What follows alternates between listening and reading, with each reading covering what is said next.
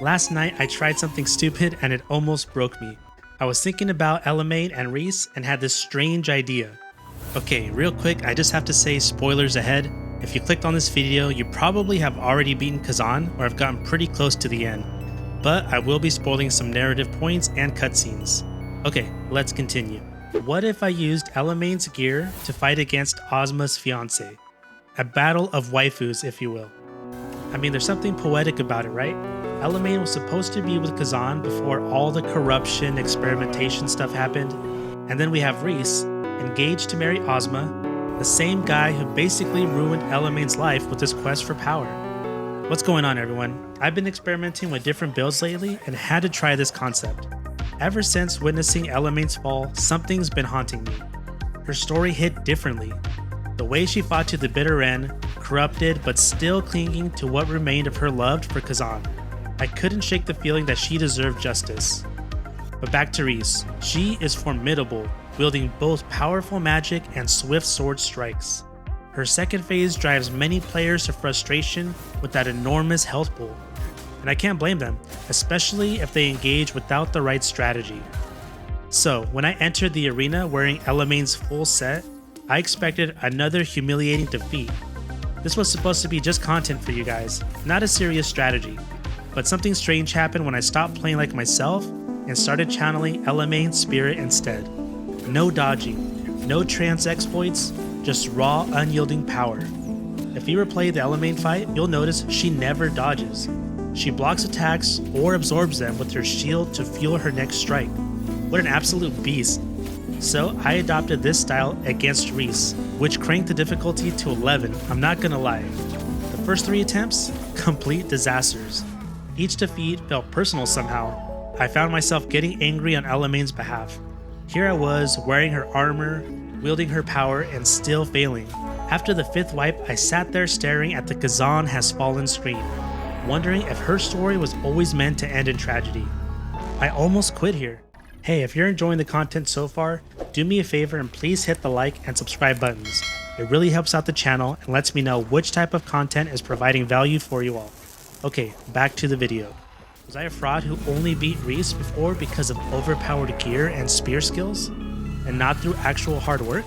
1,170, 1,118, 1,119. Something kept pushing me forward though.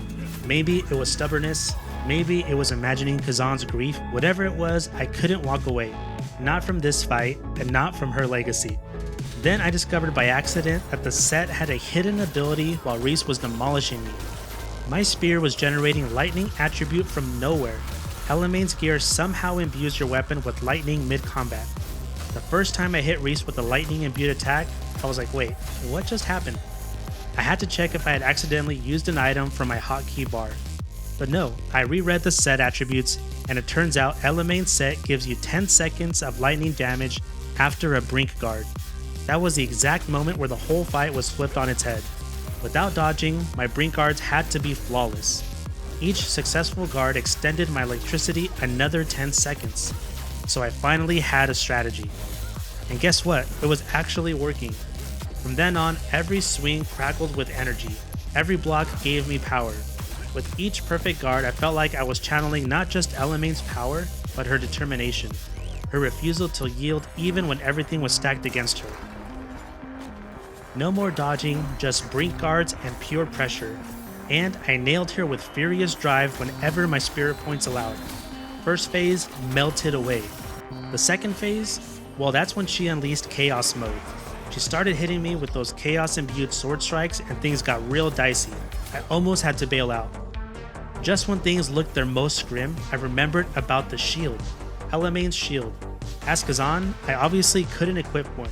But there was still a way I could nullify attacks, even power myself up when used correctly. Enter Phantom Heat Wave. This one skill single-handedly crushed any chance Reese had against me, neutralized every strike, boosted my lightning duration, and let me stay in Moonlight stance even longer. Finally, I beat her after what felt like forever. My hands were actually shaking by the end. Not because it's the hardest fight or anything like that, but the whole thematic battle had me super invested. For a brief moment, I felt like I'd given Elamein the victory she never had in life. a small measure of justice against the corruption that consumed her. The whole experience got me thinking about the game's story more deeply. These two women connected to these powerful men, and even though their fates couldn't be more different in life, in death, their sacrifices and emotions were eerily similar. Wearing Elamein's armor against Reese wasn't just about gameplay anymore. It became my way of keeping her memory alive, of saying her story mattered, that even in defeat, something of her power could still change the world. Anyway, I'm thinking of trying something even crazier next week.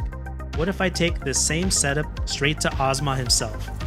Wonder if wearing his ex's armor will trigger any special dialogue or mechanics. Let me know if you guys want to see that. If you stuck around this far into the video, let me know what you thought of it in the comments below. I had a lot of fun making it since it's pretty different from my regular guide videos.